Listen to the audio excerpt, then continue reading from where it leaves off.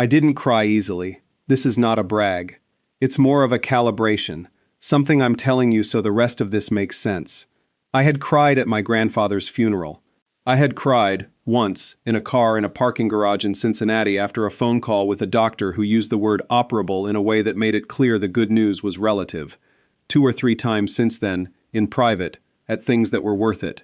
I was not someone who cried at letters. And then I was. She had tucked it inside the umbrella, folded into thirds, so that when I pulled the umbrella from the stand by my door and opened it to check the ribs, it was an old umbrella, the kind with a wooden handle, my grandfather's. The letter came loose and fell, and I had to crouch down to pick it up from the floor. I read it standing in my entryway with my coat half on. I read it again sitting on the stairs. I sat on the stairs for a long time after that. My name is Will Brower.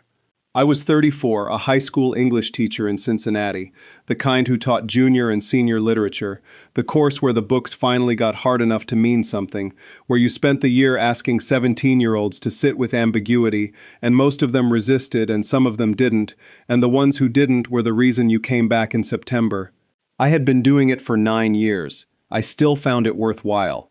I was aware this made me either fortunate or foolish, and had decided it was both and moved on.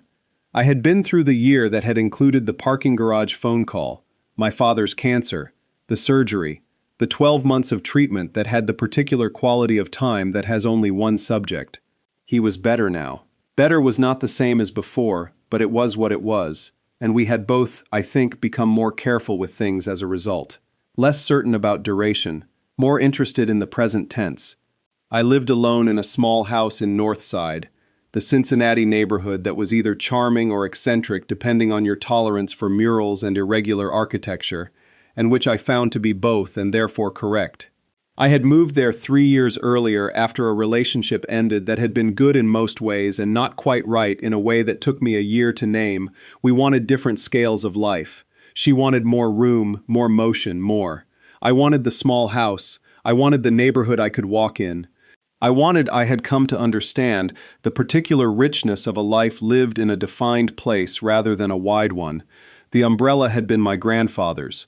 Black, wooden-handled, the old-fashioned telescoping kind that you still saw occasionally and mostly on people over 60.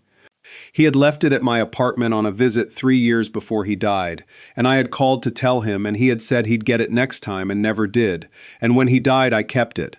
I used it. It felt like the right relationship to have with a thing a person left behind. I lent it to a stranger on a Wednesday in September.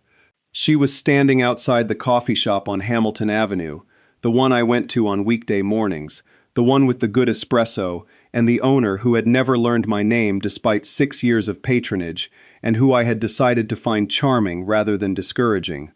It was raining, the specific kind of Cincinnati rain that is not dramatic but is very serious about being wet, the kind that makes an umbrella not optional. She had come out of the coffee shop just after me and was standing under the small overhang, looking at the sky with the expression of someone calculating whether to run for it. She had a canvas bag over one shoulder and no umbrella, and the particular look of a person who had left the house that morning under a different set of meteorological assumptions.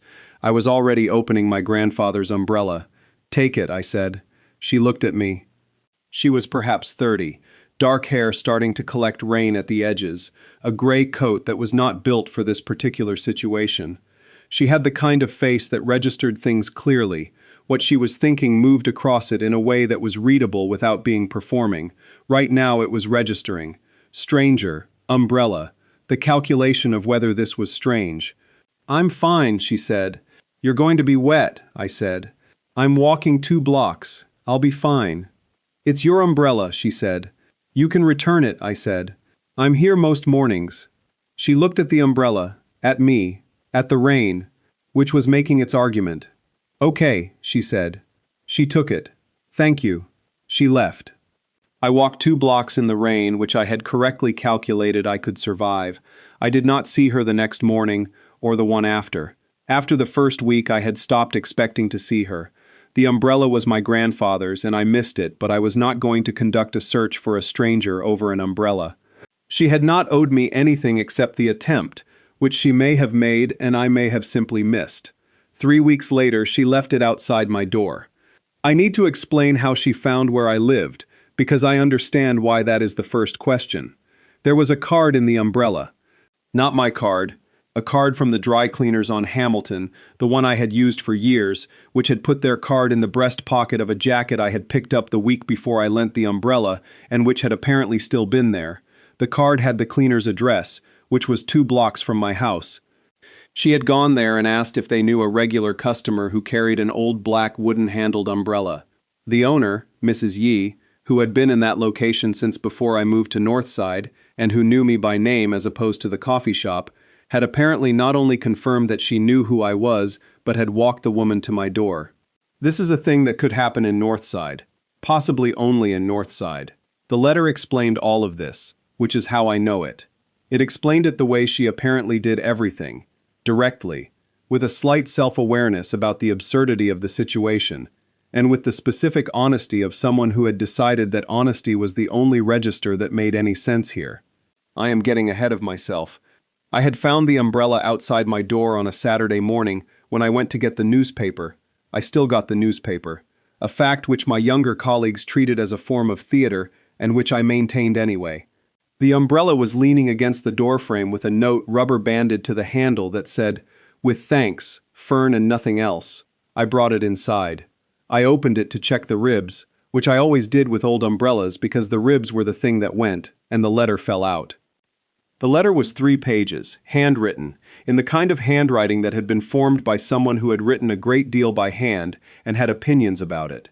Not beautiful exactly, too individual for beautiful, but clear and considered, the words placed with the specific care of someone who had drafted this more than once and was giving me the final version. It began by explaining the dry cleaner and Mrs. Yee. Then it said, "I want to tell you what happened during the 3 weeks I had your umbrella, because I think you should know, and because I don't know how else to return something that became more than what it was when you lent it." It said that she had used the umbrella 4 times. The first time, walking home in the rain, she had thought about the stranger who had handed her something without being asked and walked away in the wet, and she had found it. She wrote this with a slight self-deprecating aside about not wanting to be dramatic. Affecting. Not because strangers didn't do kind things, but because he had done it without needing credit for it. He had just handed it over and left. She said she had been having a difficult autumn. She was not specific about this, but she wrote that the kindness had arrived at a moment when she had been, as she put it, in a fairly serious argument with the world about whether people were good, and it had interrupted the argument, and she had been grateful for the interruption. The second time she used the umbrella was to bring soup to a friend who was sick and lived 8 blocks away. She wrote that she had thought, walking there, that the umbrella felt like it had been used for things that mattered. She did not know why she thought this, she just did. The third time, she had lent it to her neighbor's daughter, who was 7, who wanted to jump in puddles and whose mother had said firmly that she could jump in puddles if there was an umbrella. She wrote, "Your umbrella has now assisted a 7-year-old in jumping in puddles. I thought you should know." The fourth time, she wrote, she had used it to walk to the coffee shop on Hamilton on a morning she almost hadn't gone. She had been going to stay home. She had been going to do the thing she did when things were difficult, which was to make the circle smaller, to stay inside the smaller circle and wait for it to feel safer. But the umbrella was there, and she had picked it up and gone. She had written, "I think objects carry something of the people who use them. I know how that sounds, but this one felt like it belonged to someone who showed up, and on days when I wasn't sure I wanted to, it helped to be holding something that had been held by someone who did." She had written, "I don't know your name. I don't know anything about you except that you walked 2 blocks in the rain so I wouldn't have to, and that you have an umbrella that feels like it has been carried through things." She had written, "Thank you for lending it to me. I took good care of it. If you ever want to have coffee, I would like to know who you are." Her name was Fern. Her number was at the bottom of the 3rd page. I sat on the stairs for a long time. I was not crying because the letter was sad. I want to be clear about that. I was crying because of the specific combination of things the letter had done. It had told me that the umbrella had been used to bring soup to a sick friend, and to help a 7-year-old jump in puddles, and to get a person out of the house on a day she almost hadn't gone. My grandfather had carried that umbrella through 40 years of Cincinnati weather, through what he had described as a complicated stretch of his 40s, through the birth of my mother, through ordinary Wednesdays. I had carried it through my own complicated stretch, and a stranger had carried it through hers. I cried because the letter understood something about objects and people and the things that transfer between them that I had believed without ever having found the words for. And I cried because she had written, "If you ever want to have coffee, I would like to know who you are." Past tense of want, present tense of know. She had written it as though it was already something she was sure of, not a hope but a preference, stated clearly in the only register that made sense to her. There it was. I texted her that afternoon. Not immediately, I sat with the letter for another hour first, not because I was uncertain, but because the letter deserved the sitting. The text said, "My name is Will. The umbrella was my grandfather's. He left it at my apartment 3 years before he died. I think you're right about objects." "I would very much like to have coffee," she replied, in 11 minutes. She said, "Will, I'm glad it found its way back to you. Then, Saturday morning? The coffee shop on Hamilton, say 8 o'clock. I said, 8 o'clock, I'll find you. She said, I'll be the one who knows what your umbrella looks like. I found her easily. She was at the table in the back corner, the one with the window, and she had a coffee already, and a book open but not being read, and the specific quality of someone who had arrived early because they wanted to, and was comfortable having done so. I had the umbrella. She looked at it when I sat down.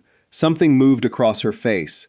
The thing her face did, I was learning, when she was registering something and was going to be straightforward about having registered it. "You brought it," she said. "It felt right," I said. "It does," she said.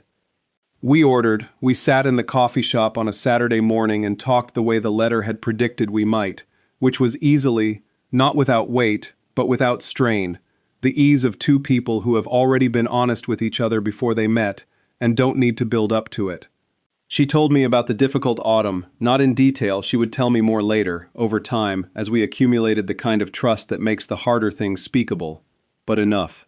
She had ended a long relationship in August. She was recalibrating. She had been, as she had written, in a serious argument with the world about whether people were good, which she recognized as the expected response to a bad ending, and which she also recognized was taking longer than she wanted. "And then you handed me an umbrella," she said. "It was raining," I said. "I know," she said. "That's partly why it mattered," she asked about my grandfather. I told her, not everything, but the shape of it. The visits. The umbrella left behind. What it meant to use a thing that had been his. She listened with the quality of attention she had shown, I was realizing in the letter. Careful and direct, missing nothing. "He sounds like someone who showed up," she said, using the phrase from the letter, not casually but precisely, the way she used most words. "He was," I said. She looked at the umbrella leaning against the table between us. "The puddle jumping was sanctioned," she said. "I want you to know that."